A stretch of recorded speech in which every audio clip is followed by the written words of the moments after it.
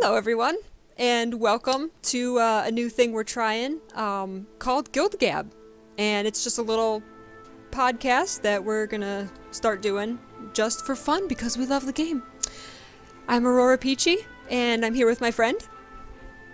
I'm Akasaurus Rex. How are you doing? Um, we're both a little jazzed up on the new content for Edge of the Slightly. Mists. Yeah, Yes. we actually slightly. went on and on about it for probably half an hour or 45 minutes. So we really should talk about this while we're recording. Yes. So but Luckily, we quick, got lots of water to keep our throats nice. yes. But real quick before we go into that, we had just a couple. We wanted to say a couple real quick notes on last week's patch, the Origins of Madness, Yes. and just kind of say real quick how we enjoyed that. So what did you think of the jungle worm and the marionette and Yes. everything? Well, I haven't actually done the worm myself. That kind of big ass hardcore content isn't really my thing. Just not terribly into it. I'm super happy they did that because so many people are wanting hardcore boss battles like that, and it looks really hard and epic and confusing and crazy. And one quick thing I think is really cool and a great feature of what you can do in a battle system, MMO system that doesn't use the holy trinity of, tank, healer, DPS, and this is a perfect opportunity of how you can make a compelling battle by just having different things to do. It's like, oh, there's 3 heads popping up, they have 3 different mechanics, and that's what you do. So, and I think that's really cool. Not my cup of tea, but I think it's cool. I tried the marionette, very cool, interesting. I'm all about the story and the lore bits, so that's my thing. And the char.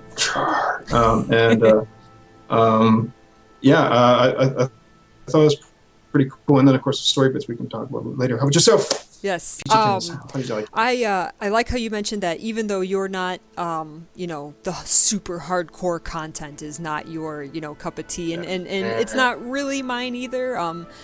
Just because it's not my thing to sit around, all day and wait for it to spawn and, get together with these groups. And for people who love to do that, that's great. Yeah.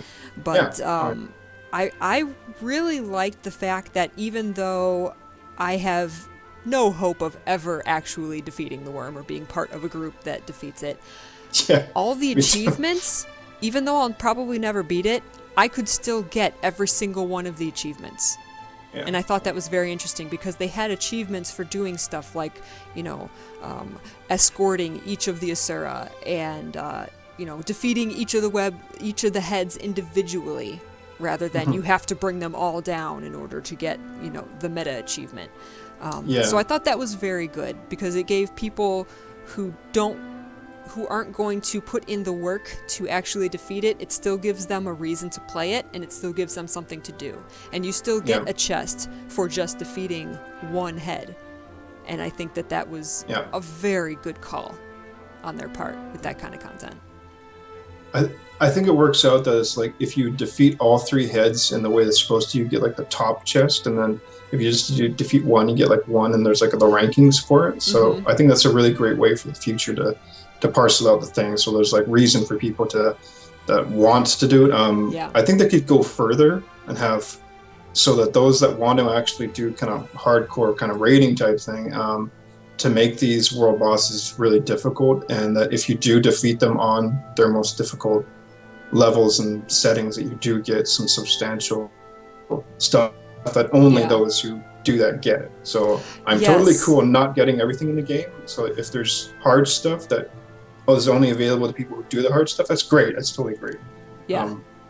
I just want the story. Just don't block the story or gate the story behind the raids, which in typical MMOs, because I'm used to playing mostly World of Warcraft, that's what they always did, was that the raids were where all the story was, but almost nobody could get to the freaking raids. So, and if you don't like those raids, which I personally didn't because they're boring as hell, for me personally, if you love WoW, I still like WoW, by the way, I don't hate it, but it's just, to get that juicy story, you have to get into the bloody raids. And a lot of those raids are not that fun for a lot of people, especially if you're one of the DPSs in 20 plus man groups. You're basically pressing 3 or 4 buttons over and over again and just stay out of the bad stuff. And then, we can talk about more about what we think of how Guild Wars 2 does the story, which is awesome.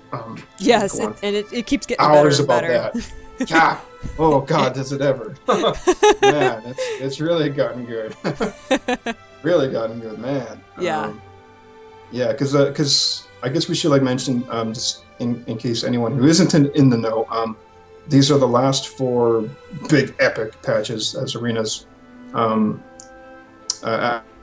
advertising for the finality of season 1 of the Living Story. Yes. So they're season 1 is coming to a close. They're trying to do this Living Story like a kind of television series. So this is where the best bits come in, and I've often kind of been of the opinion, when it comes to Living Story, a lot of people bash it ridiculously quick and fast right away, but they don't seem to realize the Arena is trying to make it like a television series, like a season. So you really should kind of hold your true judgment until the season ends, and then you can get the whole thing in, you know the end of the story. It's like judging Game of Thrones season 1 without watching the final 2 episodes, for instance. And saying this sucks, this is boring, this is lame. It's like, so what'd you think of Ned Stark getting his head cut off? And you're like, what? Yeah, that happened in the last episode. Oh, I didn't see it till the end. I just saw 5 episodes and it sucked. Oh, there you go. I think you're right. I think people are really enjoying these final 4 so far. The first 2 have been great. And I think it's just going to get better and better. So I do think that the payoff at the end is going to be big. It's going to be epic. And I think it's going to... I don't know what's going to happen, but I think it's going to blow everyone away. And like you said, I think they're going to say, oh, I kind of take back what I said, because it was leading up to this. I didn't realize it at the time, but this is what it was leading up to, and now it all comes together. And that's kind of what this current patch, Edge of the Mists, has done. It's brought everything together and through the story, not just them telling us this is what's going on. They've done brilliantly with the dialogue between the characters, the voice acted dialogue, not just text. So good. It's oh my God, brilliant. And they've done both character development and bringing all the story elements together to this big head, and which I guess we should call spoiler alert for anybody who who hasn't played through Edge of the Mists yet. This is only like a day or 2 after it comes out. Spoiler alert. They basically have concluded that Scarlet is going to attack Lion's Arch. All of her armies, all of her, minions and mechanical devices, and yes, all her machinations are going to come and attack Lion's Arch. For what purpose exactly, we are not yet sure. We are not positive. Everybody has their theories. Everybody in the game has their theories, which I think is very interesting because I don't quite go out and look at and read every single forum, every single Reddit thread, every single, everything that's out there. But I really think that they take from the community, they take everybody's theories, and they make those the in-game characters' theories. And I think that is brilliant. I think that's absolutely brilliant. Because even if it's a far-out theory, you can say, oh, that's what I thought. I thought that. Yeah. I just think it's brilliant. I'm personally hoping that Lion's Arch gets blown to frickin' Kingdom Come. Just like this is like a giant atom bomb plus kind of thing. Or even better, if because we find out that there's ley lines that are converging under Lion's Arch. Something big is under that thing. We don't know what. Obviously, Scarlet has an idea of what it is and wants to get in there and make it go boom or something. I personally would love it if it, I don't know, Primordius just blasted up through Lion's Arch and just obliterated it. That would be awesome because I was talking to Aurora about this before, and something I would love is that if Lion's Arch gets destroyed, totally, and there's just ruins left there. What I think would be awesome is that because people have complained that Lion's Arch has been the go-to hub for the game, like everything happens at Lion's Arch, everyone converges there.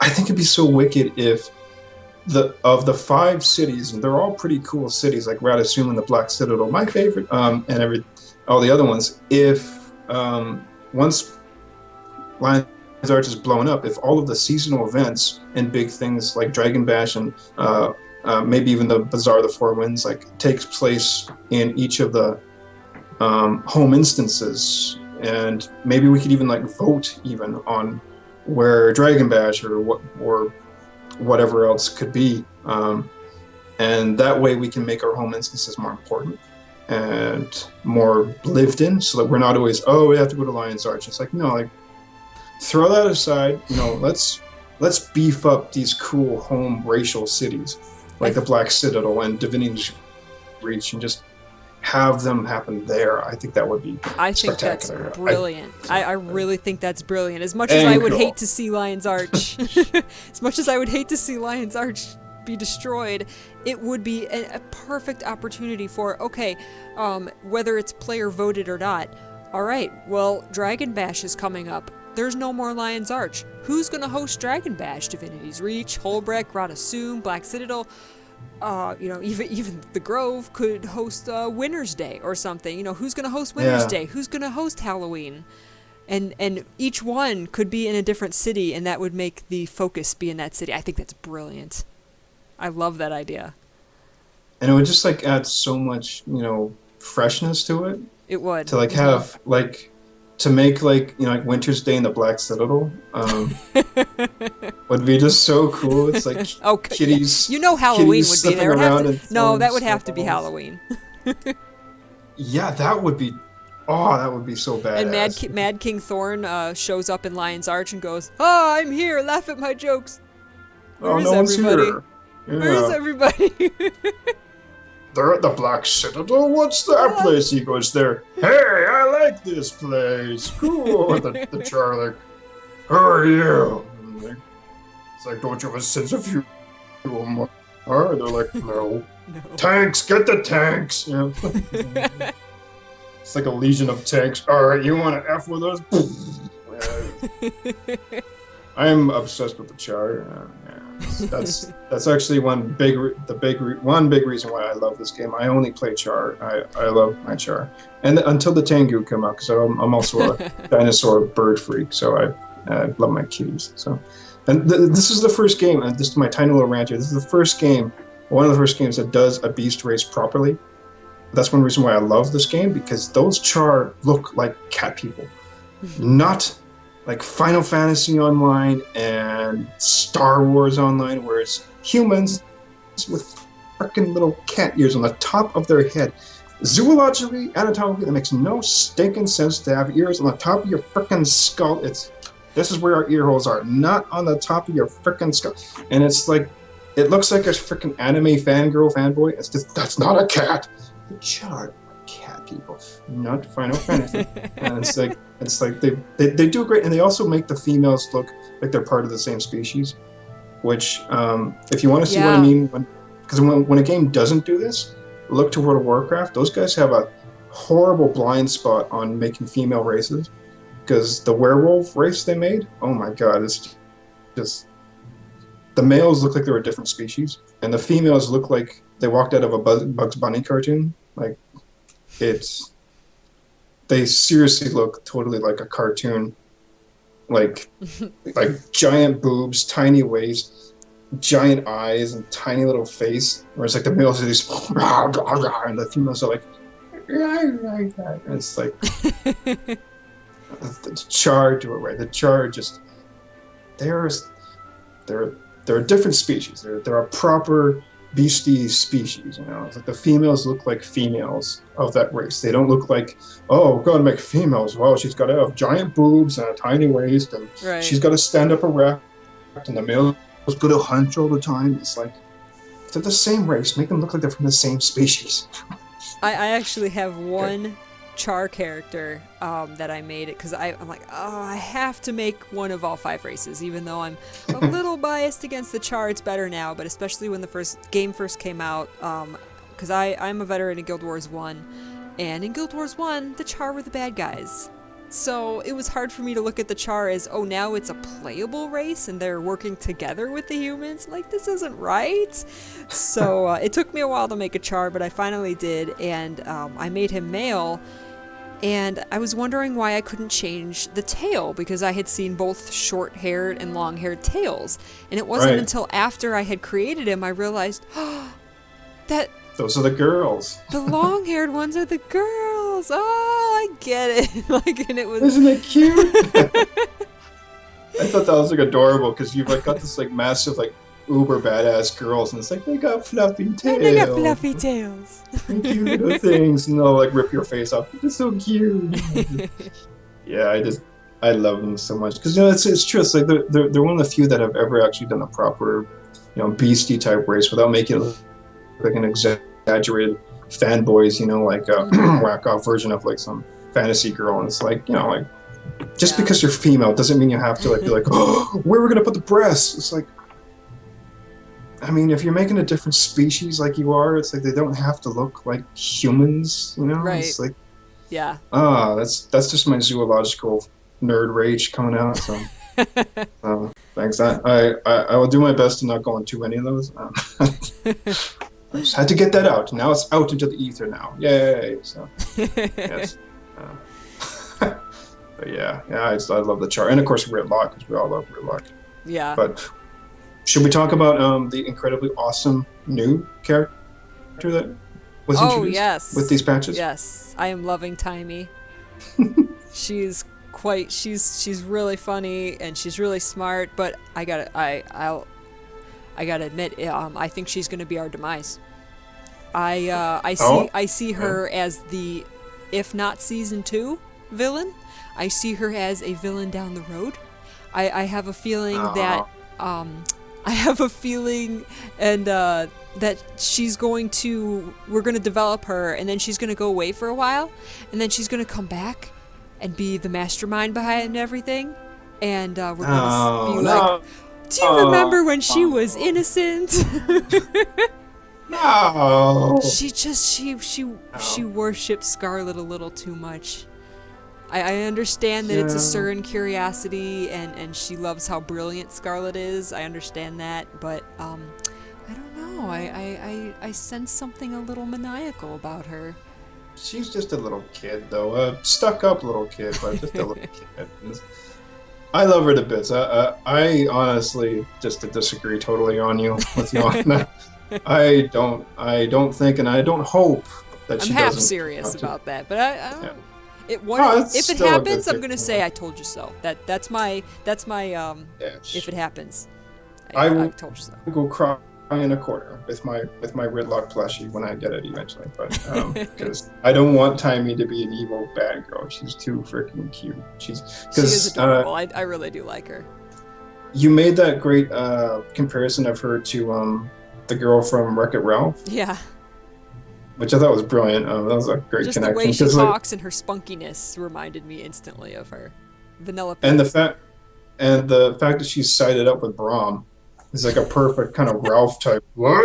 What's this kid? I also see her golem getting destroyed, and then she's kind of like permanently on Bram's shoulder, carrying her around. Oh my god, that would be cute.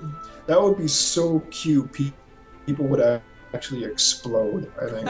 Especially really, really sensitive, not to be sexist girl gamers.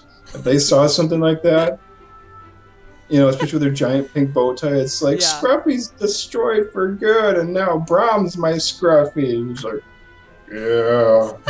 Just a little point. Yeah. That would be amazing. I see that happening.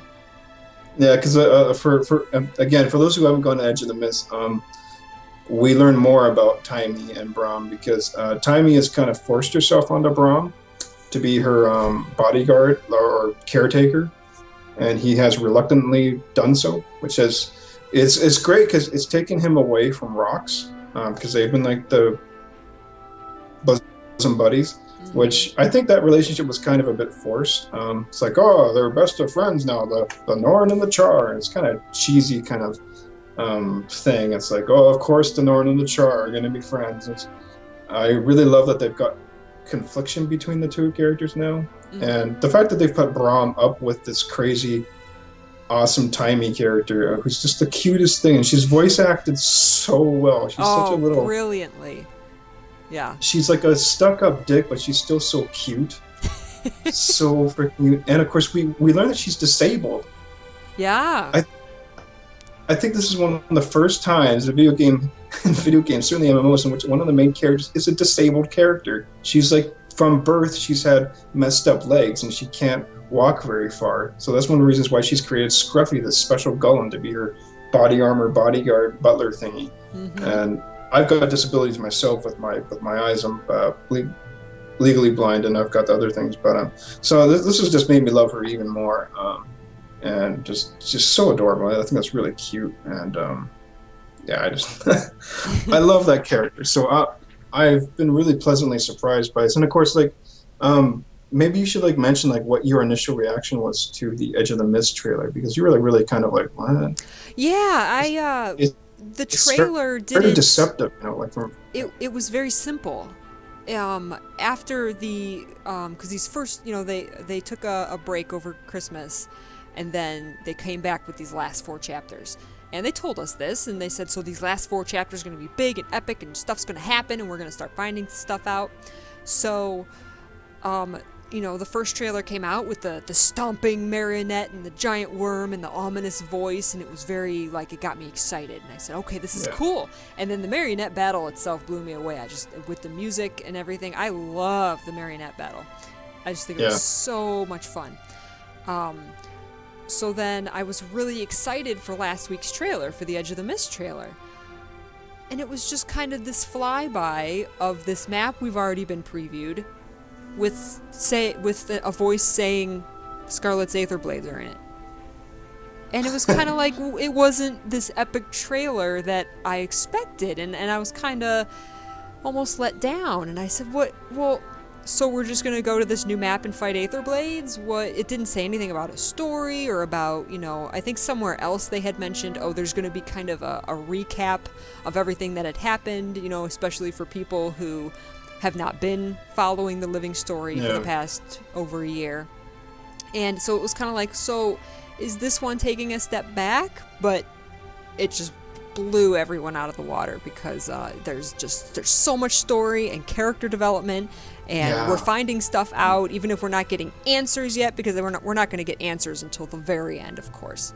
And even then, we won't get all of the answers. I'm sure there will still be mysteries, and I think that's great. It keeps us engaged and keeps us wondering, and so I'm way happier with this patch than I thought I was going to be.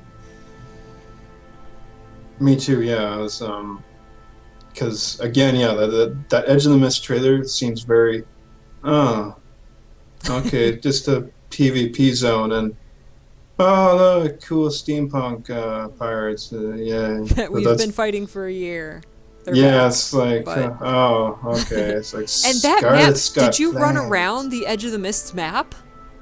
It's that's a really incredible. Good map. It's got layers and you know, and potholes basically that you can just fall in and fall to your death if you're not careful.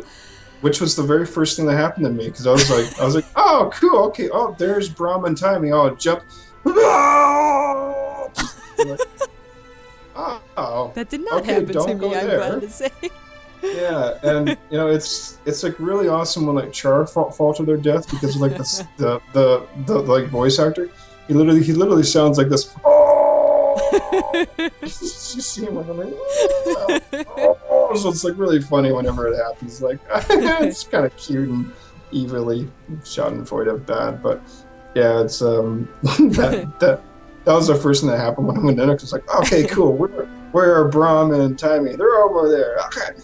This is what I mean by being legally blind. I've got perfect problems, so this is why I'm happy I'm not actually in Tyria, because this would happen to me. Like, hey, Brox and Rit. I'd fall and died to the mists. Bam. And then you're dead.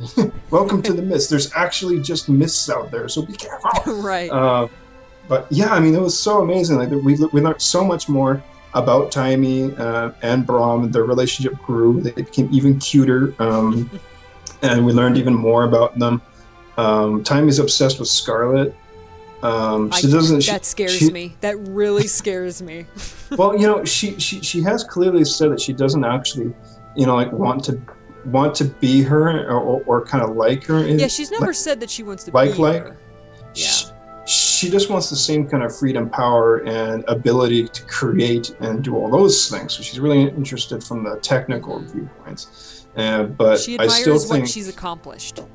Yeah, and like I think that's why it's great for her to be paired up with Brahm, because he's such a simple kind of real heart-to-heart kind of guy. So he's the perfect kind of guy to get a girl like her and just like grab her from the pigtails and say, "Hey, easy, girl," you know, when she gets too like, "Oh, Scarlet has this, Scarlet has that. I want this, I want that," and like he'd be like, "That's morally bad." It's like, oh right. And she can teach him some things. He's already learning. If you sit there and listen to the conversations, he's already learning things. She's like, well done. You've been listening. No. Not such a stupid Norn after all. And it's so adorable because like Brahm gets like kind of like offended at like one point, and she's like, "You're so silly. Don't you know? Asura only make fun of people they like." Yeah. Like, you're so adorable. Gosh. Then there was also before that there was a part that I really liked was there was a scene of just the girls. Just the girls. Just in the dead end bar. Just the girls, baby. Yeah, it was like just the girls hanging out in the bar, which I thought was really cute because like one of the things about video games is that everybody always can complain, sometimes rightly so, that it's really gender biased. That's obviously made for like teenage boy types or whatever like that, just like obsessively, like girls are just kind of objectionalized, or we don't hear much from them, not well developed. Whereas Guild Wars 2 does a fantastic job of strong female characters like Taimi, and then also, of course, they've got lesbian relationships. And this is what I mean, because when you begin all the story stuff, you find Casimir and Marjorie talking about drapes. Yeah, for that's their cute. home, which is such a cute little like. They are so like an item now, and it was like really cute because it's like one of the cute things was how Marjorie notes that she had seen Casimir around the city before they met, and Casimir's like, "Really? You never told me that." It's like, oh god, you two are just. And then like Rox comes in, who's the female Char, oh god, I love her so much for her reation, because she comes her in more and more and more. Yeah, she's getting real depth as we find how she's finally almost in the warband. She's been desperately wanting to be with Ridlock and his buddies, but she's still feeling, because she's interacted so much with non-Char throughout this year. Yeah. She's developed friendships, and it's just so typically untypical for most Char to be that close to non-Char, and so she's having those stuff to deal with. But we learn that she had a lover in her old warband. So she's not only lost her family, but she was also with, romantically, one of those Char. So that adds more layer to what she's going through inside.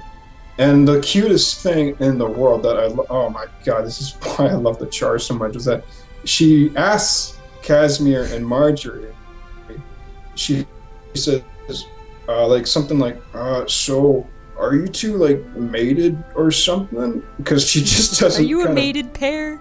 Yeah, she just flat out asked it. Yeah, like she's just kind of like isn't really used to it, and like it's not that she's like offended or like disturbed by it. She's just like, what are these humans doing now? Yeah, she was just curious. She's like, you humans are so weird. What is this mating? How do you do it? And like, she's just like, what? And then of course, like, what did Marjorie say? She said, we're in negotiations. Yes. The writing is for all the spoken dialogue is brilliant. They've done a very good job on all of the lines for all the spoken dialogue. I'm very impressed. That's such a deliciously female answer to say for this lesbian relationship. We're in negotiations. Hot stuff. Marjorie is definitely the kind of girl I'd want to, have fun with. She's very cool. What do you think about... she's got that whole noir. Yes, definitely. What do you think about everything we discovered in the Dead End Bar when we went back there the second time, when they had all of the artifacts from all of Scarlet's goings-ons this past year? Yeah, I discovered that last night. Now, late last night, like when I was like, eyes were like falling asleep, I was chirping like an excited little parakeet. I was just like, well, it blew me away. I just demon parakeet, but yeah, just they've got some brilliant music composers. That music really had me like scared. I really thought that Scarlet could burst in any moment and just like off us all, because it was so ominous when everyone's trying to figure out, and there's so much dialogue. It was amazing. Yeah, it was really perfect. I mean, it was like, especially like the visuals of the Dead End Bar is so drab and dark, and then you're going through all these articles that are linking everything, because like a lot of people complain there's not enough depth for Scarlet, and like, she's just some crazy girl that's come out of nowhere. Well, I'll tell you this, kids, do these story instances and you're gonna get a beep load of stuff, because you get in total about 13 different fully voiced like bits of lore basically about Scarlet, and they match up every single thing that she's done all the way back from the Molten Alliance, and everything is getting matched up, and her voice acting has gotten much better, so it's not so much Harley Quinn as just bad. And like really smart, cunning, not quite all there, and dangerous, and that sounds really awesome. And it's like, you uncover these holograms, and then you go over like 10 objects from everything she's done, and Marjorie and Jury and Vorp, who's a hologram, they're communicating with them, they all interact. And the cool thing about this, like the way that I love doing this, is that they could have just thrown all of this at you by just having like a cinematic, which many people can complain yea or nay about. It's like, I'm just watching a movie, this isn't a game. Or it can just be like pure text, which is also really boring. Not like certain other World of Warcraft games that just throw text at you, reams of text for whatnot. And whereas this was great because it not only when you clicked on it did it tell you this stuff, but you also had to choose between 3 answers. And if you didn't get it right, the people, they're just like, that's really stupid, or something like that.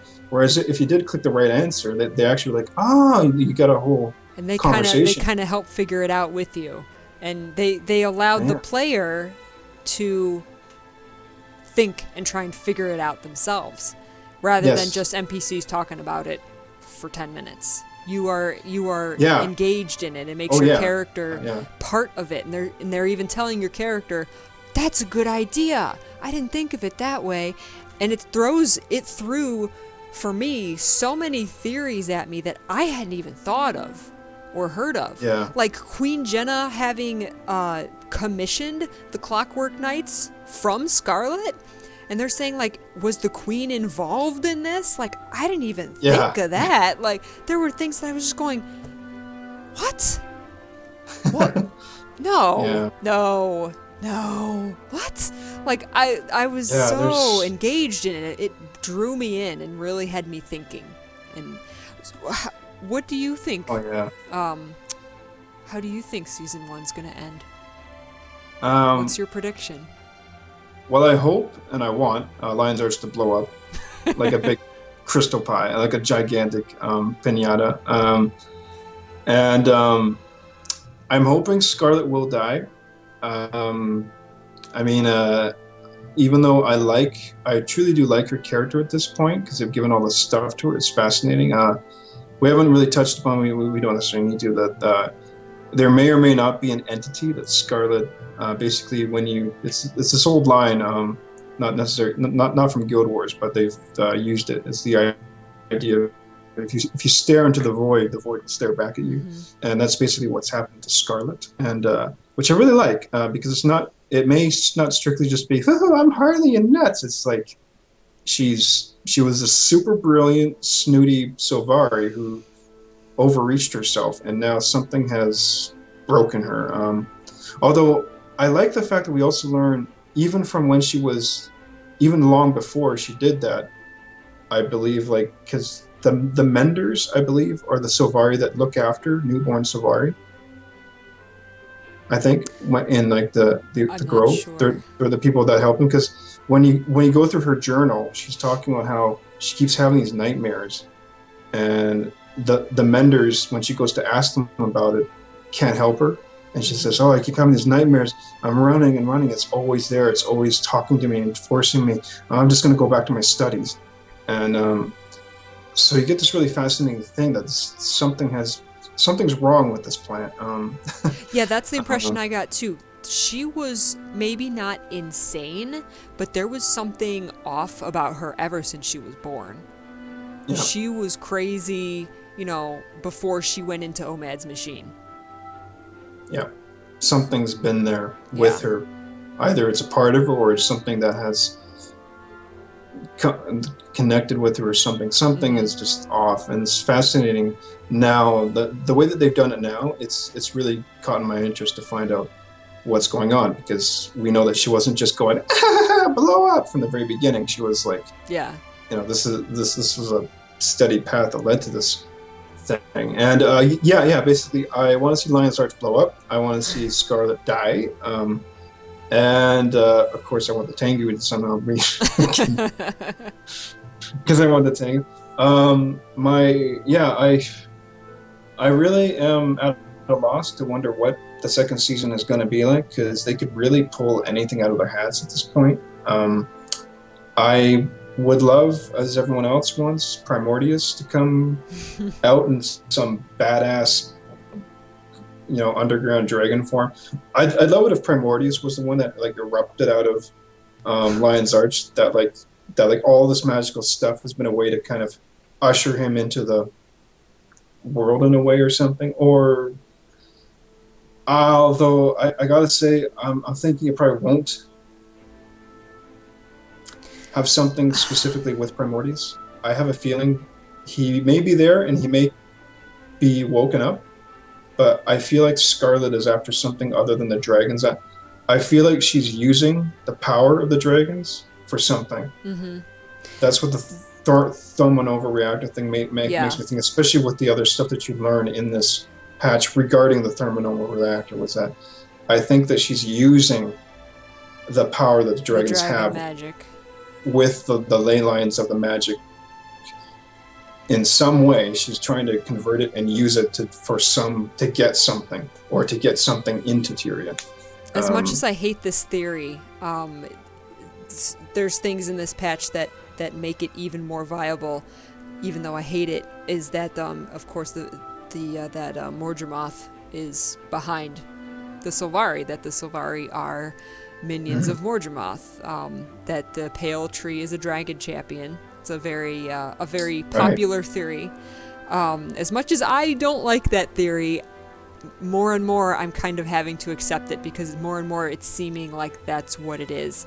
Because this entity that is talking to Scarlet, that was unlocked, if an outside source didn't come into her mind when, as there's a theory from Vorp that everything she saw in Omad's machine she brought in with her.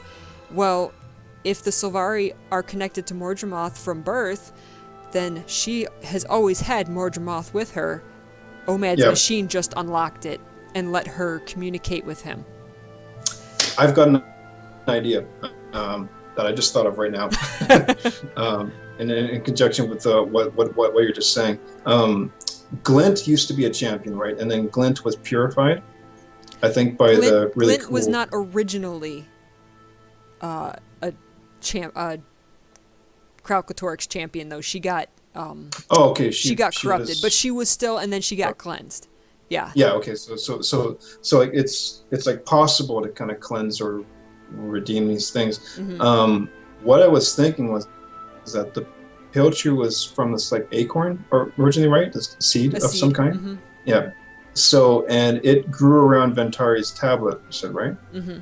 So what if, if the pale tree, and if, as you're saying before, when not in this podcast, but when we were talking before, that there have been pale trees in the past, or that there may be other pale trees. There's other pale trees, yeah.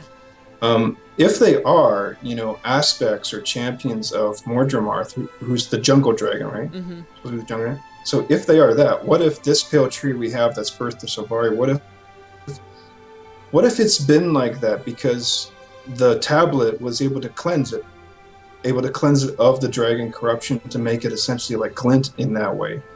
Essentially, it would have been a champion of Mordramarth, but Ventari's tablet was able to cleanse it of the corruption, right? Which then Scarlet, because if what she brought into the cube was only what she already had within herself, what if she is that, seedling of the true essence of Mordramarth that was almost totally cleansed, that it's trying to reassert itself, so that scarlet vine that wraps around the pale tree when she sees it beyond it, maybe that's its original form, essentially trying to reassert itself through Scarlet.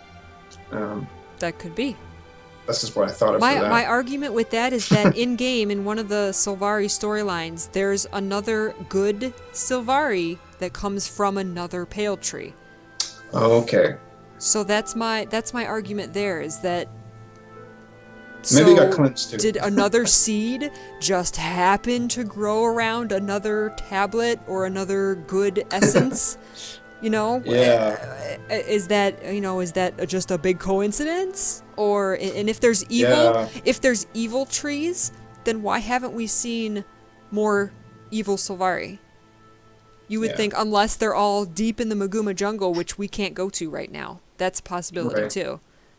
But I don't like this theory. I don't want the Sylvari to be dragon champions. I don't know. I'm like hoping that they won't be. I'm really hoping that Sylvari are, good guys essentially. And because there's another thing that I don't think a lot of people have brought up recently. It was very small, but in Edge of the Mists again, is I believe his name is Cranach. He's a Sylvari from the Sun Cove thing. South Sun Cove? South Sun thing. Yeah, he was the Sylvari who was responsible for a lot of bad stuff that happened down there, and we had to go fight him. He's still locked up in jail when you go to start the Edge of the Mist stuff. Oh, because Cranach. Cranach, that's it, okay. Because Cranach is in there, and he tells you with the prison guards what happened with May Trim, who is the leader of the Aether Base, who gets sprung out of jail. And he mentions, and I found his conversation very fascinating, because he, did you catch that, his stuff? Yeah. Because he was saying how he's done a lot of bad stuff, and he wants to pay for what he's done. He wants to repent for what he's done. He wants to pay his time in jail for what he's done. Which I find is a very mature and cool thing, because a lot of villains in these stories usually stay villains in some way or form. And they usually just either go away, or they're killed, and then they're resurrected and they come back. Whereas we got this guy, he's not killed, he's there, and he's saying, you know what? No, I am trying to redeem myself, and I'm honest about it. He's totally honest about it. He's like, no, I did bad stuff, and I'm going to clear my name. Mm-hmm. Which I thought was really cool. So we could have this badass Sylvari who's like, yeah, dude, I've done some bad stuff, but I'm not gonna be the next villain of the next expansion if that ever comes. Right. Which I think is really cool for them to do that, for them to just say, I did my stuff, I'm gonna do my time. So it's really cool. It was really cool that they did that. And but yeah, how do you think season 1 will end? How do I think it's gonna end? obviously Lion's Arch is going to be attacked. They mentioned multiple times that Scarlet is planning to attack by air, because air is very powerful because the cities are not protected against air attacks, which is why the giant drill she has is flying. That's what the marionette came out of. That's the drill. So she's planning to, and this thing is massive.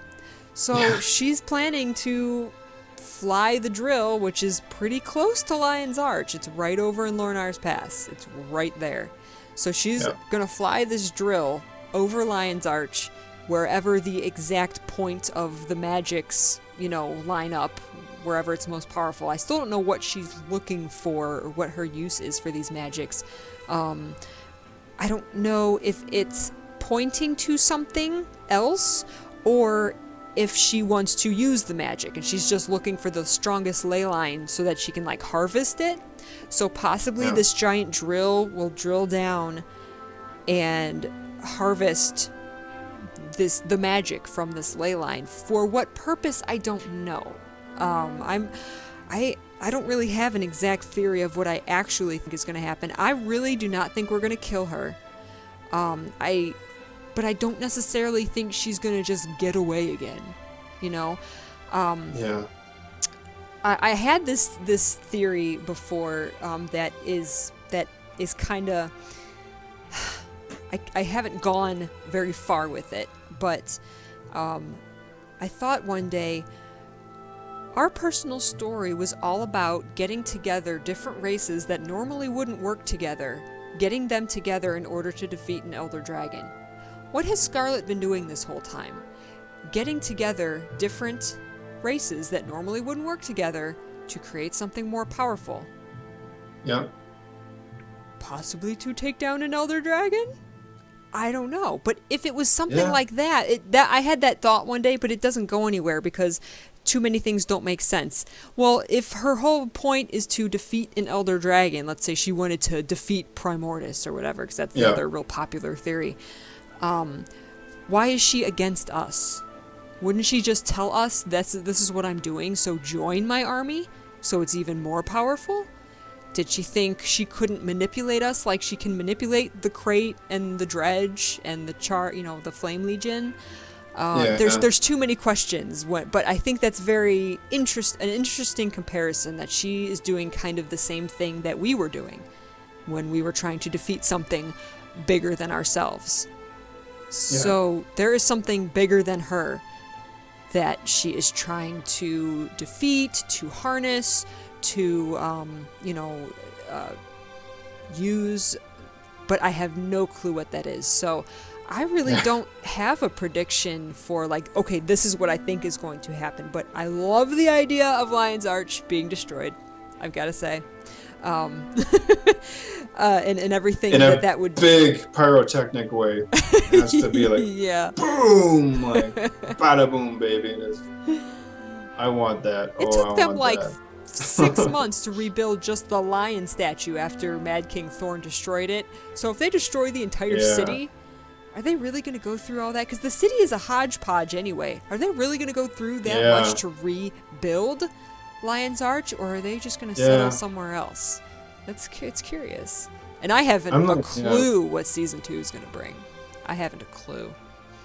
I'm just desperately hoping that Lion's Arch blows up and the Dominion of the Four Winds opens up. Yes.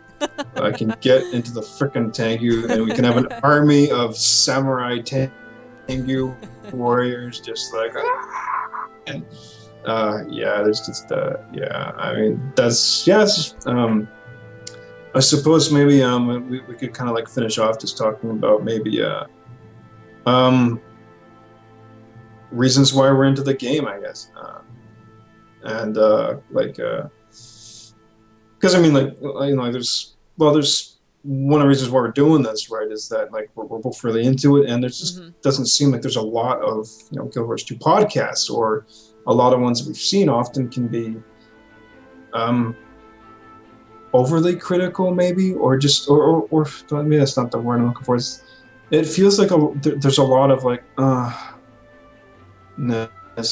I hear a lot of people over the last few months and what have you, when they're talking about Guild Wars 2, a lot of them are just always harping on the negatives. And when I sign into it, when I'm playing this game, man, it's just there's a lot of positives. And it's relatively young, like Guild Wars 2. Yeah. And there's so much more stuff happening. And these patches are so promising. It's not just anymore just like speculation of, oh, I wonder, I could get disappointed. Whereas like we both kind of talked about, you know, like Edge of the Mist trailer made us think, kind of disappointed, but they've utterly, you know, pulled the rug out of feet. It's like, wow, this is a lot of stuff here, man. There's like, and I'm really excited for when we get that features only patch to see what they're going to do with that. Mm-hmm. So there's so much to look forward to, and there is the Tengu. But yeah, always gonna want the Tengu. I just the Tengu as a mythological race from Japan have always been one of my favorite mythological races all my life. So to find them suddenly in this game, because I came to this through Guild Wars 2 and never knew much about this. So when I discovered, wait, they have actual Tengu and they're probably going to be a playable race. And like I see them, like what?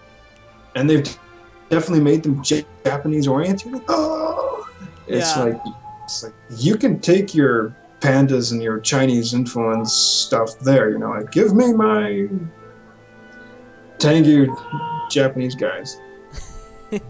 And I'm also Japanese myself, so it's kind of cool. There seems to be people screaming outside. Hold on a second. I hear that. But yeah, I play the game. Lovely neighborhood. I like I said, I'm a veteran of Guild Wars 1. I didn't play Guild Wars 1 since the very beginning of it. I started when Nightfall came out. But I loved every single minute of it, and I was completely obsessed with it. It was my first MMO. So, you know, I'm very loyal to this game, and, you know, a lot of times I even think, you know, oh, do I really think that they can do no wrong? You know, I don't want to I don't want to seem like a cheerleader for the game, because there's plenty of things that, you know, I could give criticism for, because it's not going to be perfect, you know, but no game is, nothing is, but there's just something about it that is just, it's the characters, it's the lore, it's just its legacy. I mean, the first games were so a big part of my life, and then I've even talked about this on other videos on my channel, how something can kind of like get inside you and kind of mold, you know, how you think about things, even something like a video game or an anime or a show.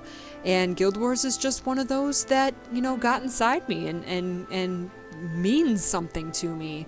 And you know, and I'm fiercely loyal to it, and I just love it. And you know, this living story, this constant story thing is absolutely incredible. I've never experienced anything like it in a game, and it's so much fun to look forward. Every 2 weeks you know that you're gonna have, you know, something new.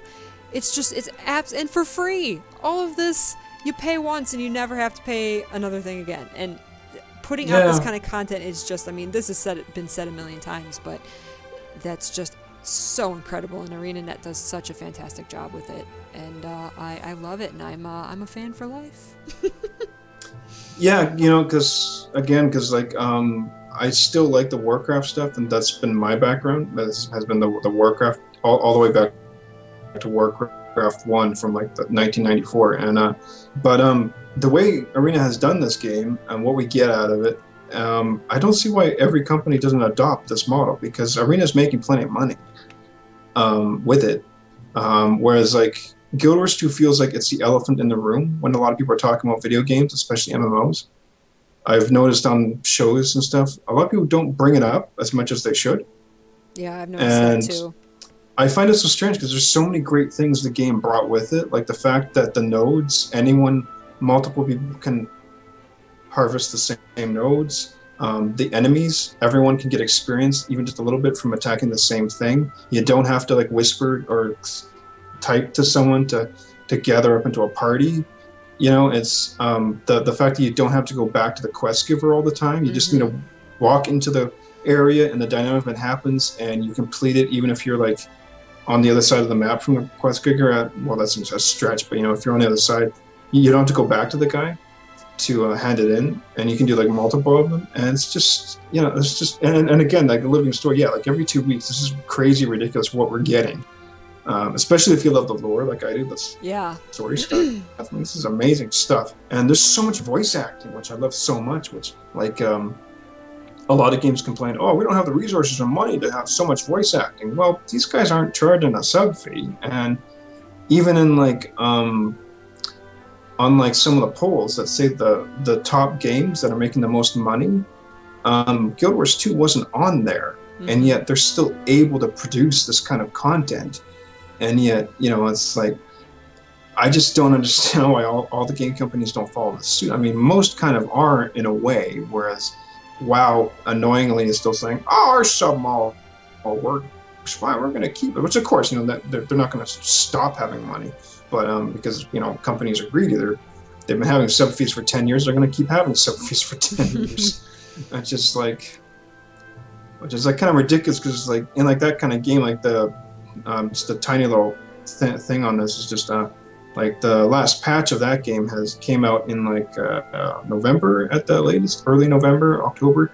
They're not getting another big sizable content patch again until the expansion, which isn't going to come out for like from that point. It's not going to come out for a good 8 months, almost a year, until that expansion, which looks like a great expansion, but it's not going to come out for like 8 months. And so the company expects you to keep your sub fee for doing that same stuff in that one patch with just one raid, like for over 8 months, and you're paying a sub fee, and you're getting like, what am I paying for? So like, I mean, like my sub fee is totally ended, for instance, until that expect comes out, and I would very begrudgingly pay the sub fee. I don't want to. And for people to say, oh, you get what you pay for, well, the stuff we're getting in Guild Wars 2 is equal to stuff that you get in a sub fee like WoW, which is the #1 big boy on the block. And the stuff that we've gotten quality-wise, I would compare it to that easily, especially when you take it all, like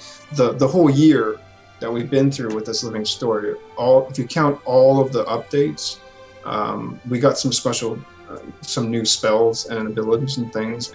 And I mean, that's equal to what you get normally in a cycle of like a Warcraft expansion, for instance. So, but we haven't had to pay a sub fee for any of this.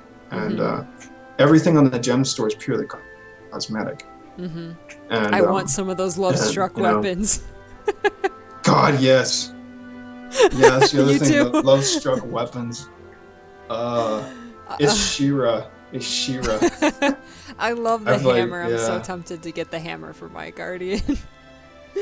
I want a great sword. Yeah, I don't know how. Like getting those scraps. I guess like the only way to do it is to buy the keys, isn't it? Black Lion chests. Yeah. See, I have my key. I have keys saved up because I have 9 characters. Oh, smart. And you get the keys from doing personal story. I don't know how often it is, but I have 21 keys saved up. And I think you might sometimes get them from doing dailies and monthlies. I think they drop rarely from that. I could be wrong. But I somehow have 21 of them. And so I've been hanging on to them for over a year. And I think this might actually be the time to try and get some scraps. And if I have to open up every single one and I do not get enough to get one weapon, I'm gonna be pissed. Yeah, because like those things are great. So you can definitely get them from the living story, right? Because I think that's right. I think I remember getting some of them. No, they're separate the living from the story living quests. story. Oh, No. The keys. Personal story. The keys, story, I think you get yes. the Black Lion keys. You can get as a personal reward from doing your personal story. Yeah. Yes, I got confused. But yeah, those weapons that a lot of people are like, oh, you're so girly. It's like they're awesome, man. It's yes, like, thank you. And just like they've totally got this whole She-Ra feel about it. It's like I've like got like She-Ra music theme in my head from like He-Man and She-Ra movies and stuff. It's like it's so wonderfully cheesy. I really love cheesy stuff, especially when it's done well. So I've like got like I think I've got at least 3 pink dyes for my Char Warrior.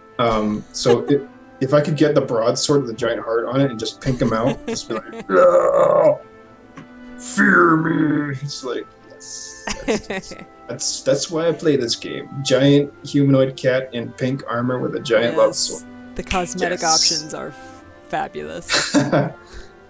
Which is another thing. The thing that I constantly love about this game is changing my dyes whenever I want. I love getting new dyes. I love it. I'm turned into such a fashionista with it. It's just like, oh my. It's like, ooh, I love that blue and that gold. Oh, look how happy. Yeah, you're doing blues and golds, and I'm the one that drops 30 gold on celestial dye, and then just the whole thing's white. Wow. Nice. Why did I do that?